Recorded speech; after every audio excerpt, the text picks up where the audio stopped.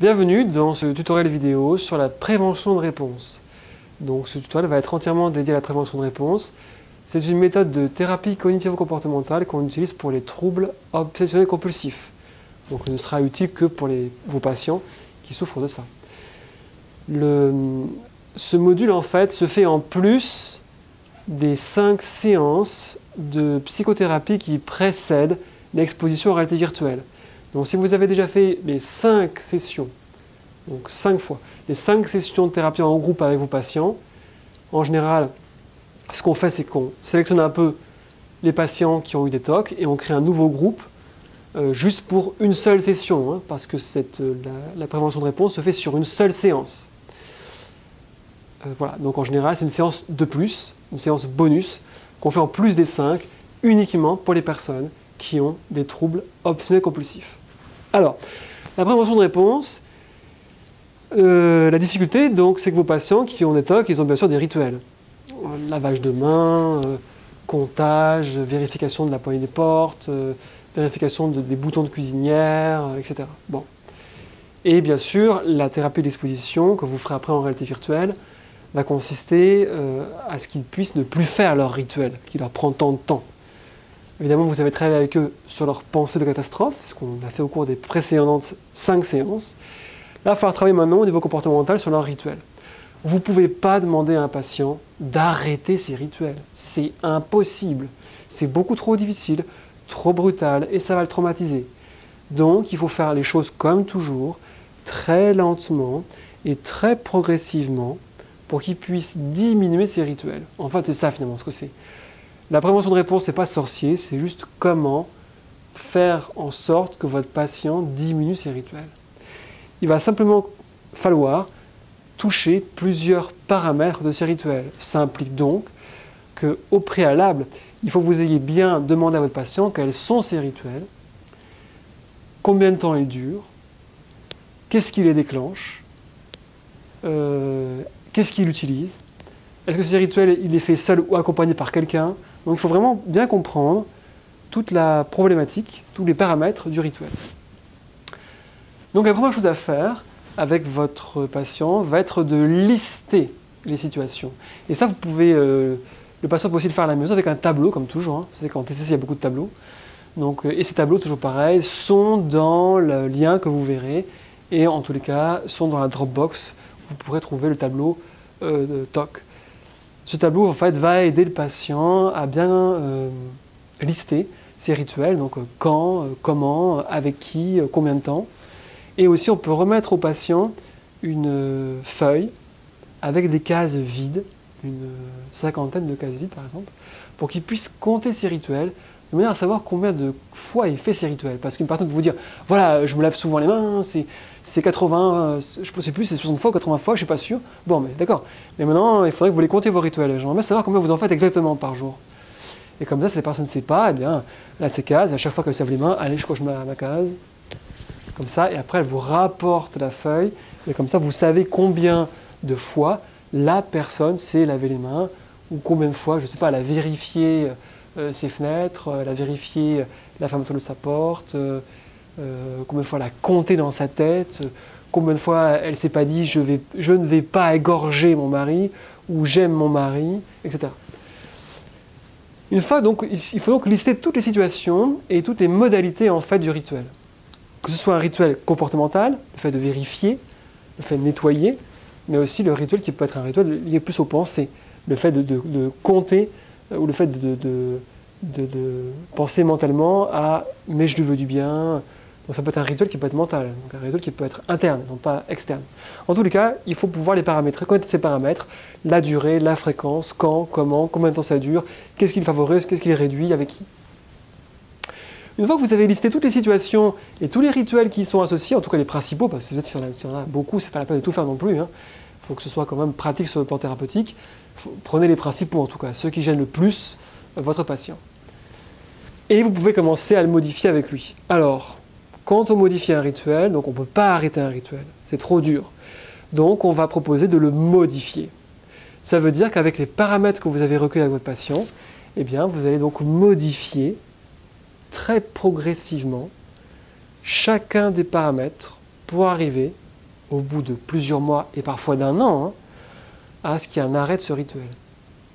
Donc, on va jouer sur plusieurs paramètres. Donc on a cité différents exemples. D'abord, il faut lister, voilà, poignée de porte, cuisinière, bouton, lavage de main, lavage de téléphone portable avec l'eau de Javel, le fait de se répéter, donc voilà, je vais pas tuer mon mari, j'aime mes enfants, etc. etc.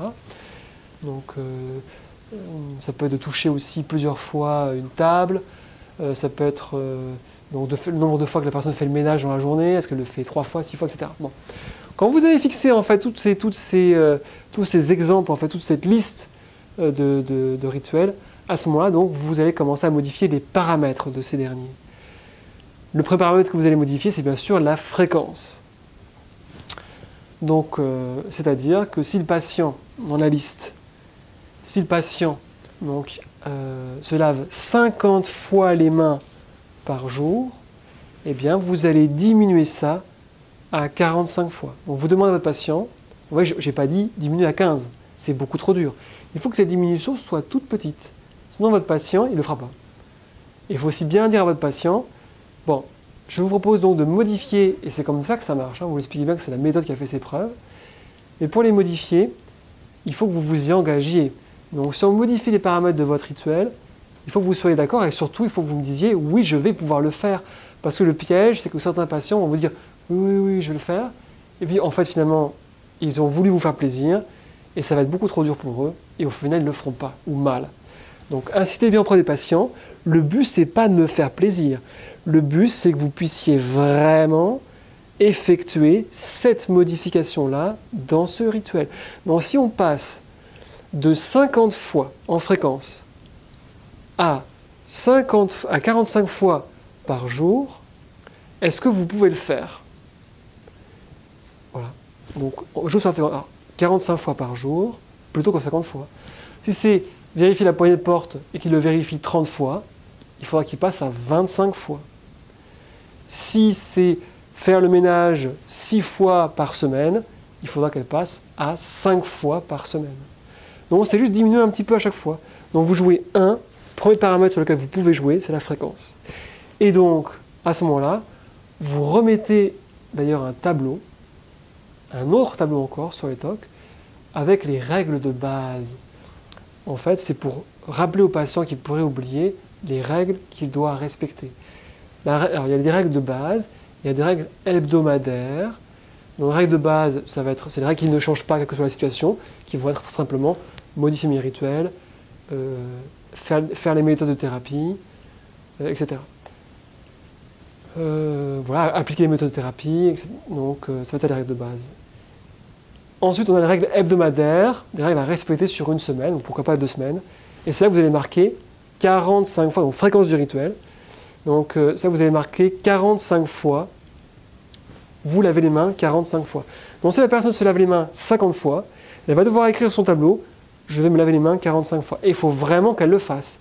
Donc chez elle, en général c'est 2 semaines, pendant 2 semaines, elle va devoir se laver les mains, non plus 50 fois, mais 45 fois. La fréquence du rituel, c'est un des paramètres sur lesquels vous pouvez jouer. L'autre paramètre sur lequel vous pouvez jouer, c'est la durée du rituel. Donc si votre patient se lave les mains, et il vous dit, alors vous dites vous lavez les mains pendant combien de temps? Je me lave les mains pendant 5 minutes. Alors, vous dites très bien, à partir d'aujourd'hui, vous vous laverez les mains 4 minutes 30.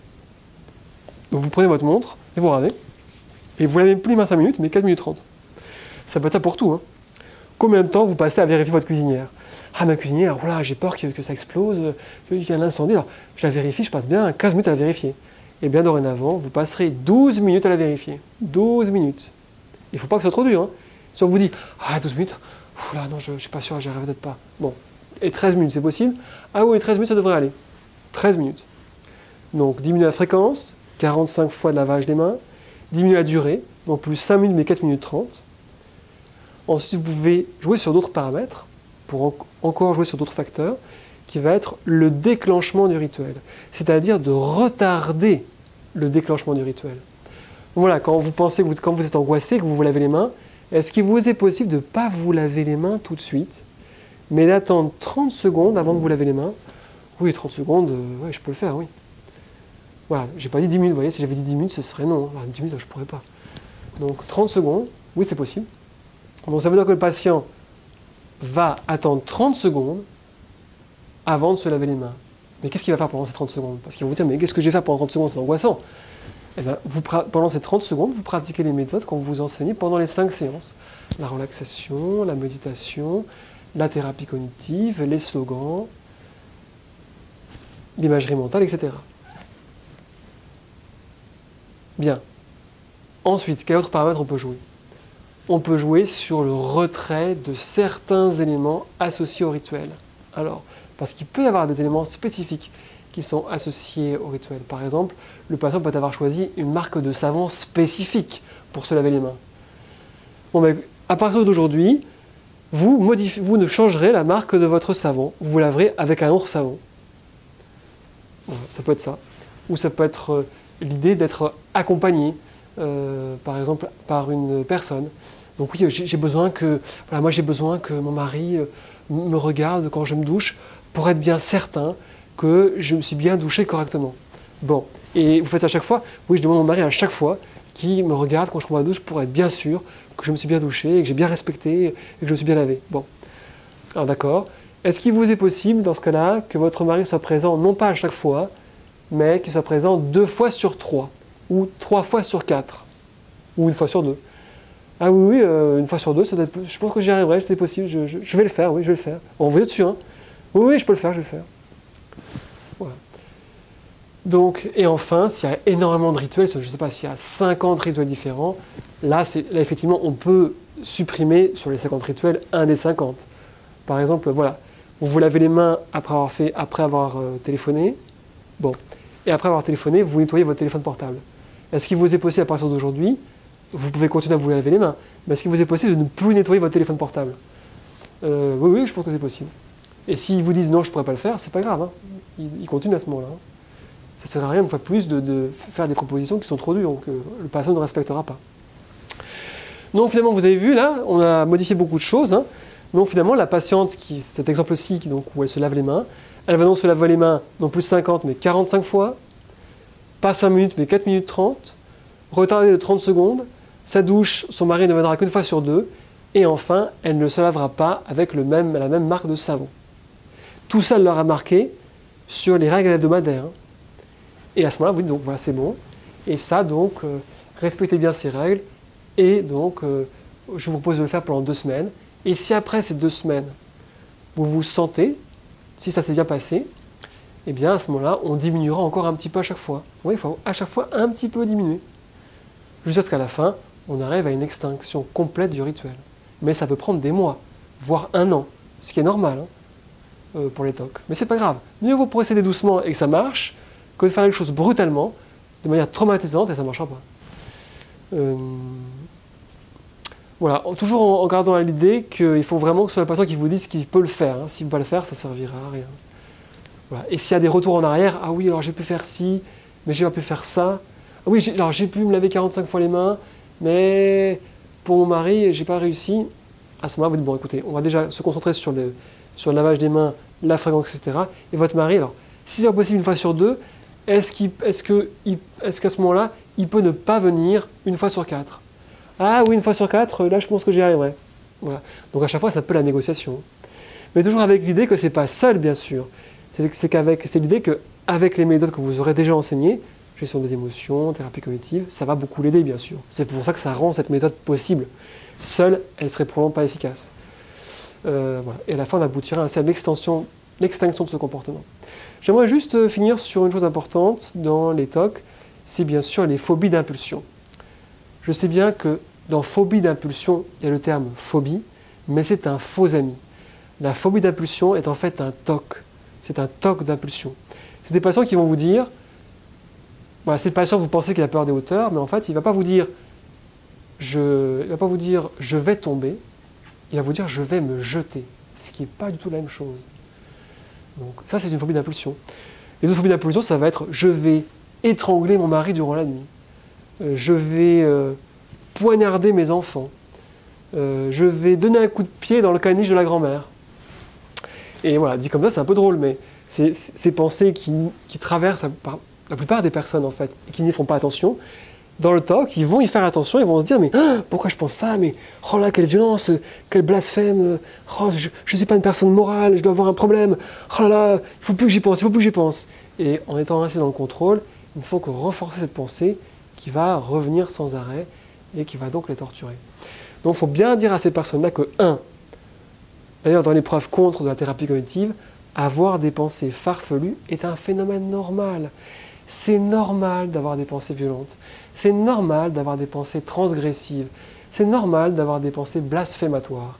C'est le processus normal du fonctionnement du cerveau. Il faut bien vous le dire à vos patients, hein, il est normal d'avoir des pensées farfelues. Là déjà, ça peut les aider. Parce qu'ils s'accrochent trop sur ces pensées. Et ensuite, là je vous rassure aussi en tant que thérapeute, dans le TOC d'impulsion, il n'y a jamais de passage à l'acte. Votre patiente qui vous dit « je vais étrangler mon mari durant la nuit », si bien sûr vous avez vu qu'il n'y a pas de psychose, hein, s'il n'y a pas de psychose ou de troubles délirants, ça ne va jamais arriver. Dans les phobies d'impulsion, il n'y a jamais de passage à l'acte parce que le patient redoute justement de pratiquer l'acte. Donc il ne va jamais passer à l'acte parce qu'il redoute de le faire.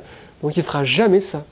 Donc une personne qui vous dira « oui, alors moi j'ai peur de poignarder mes enfants », n'appelez pas la police, il ne va pas le faire, il ne le fera jamais. C'est juste qu'il a cette pensée, c'est tout. Et même c'est pire, cette pensée le torture. Donc ça va être à vous de l'aider avec la prévention de réponse, avec les autres outils que vous avez vus dans cette vidéo, dans les vidéos précédentes, à justement, en fait, ne plus chercher à contrôler cette pensée, à la laisser venir, à la laisser partir, et en ayant des pensées plus réalistes.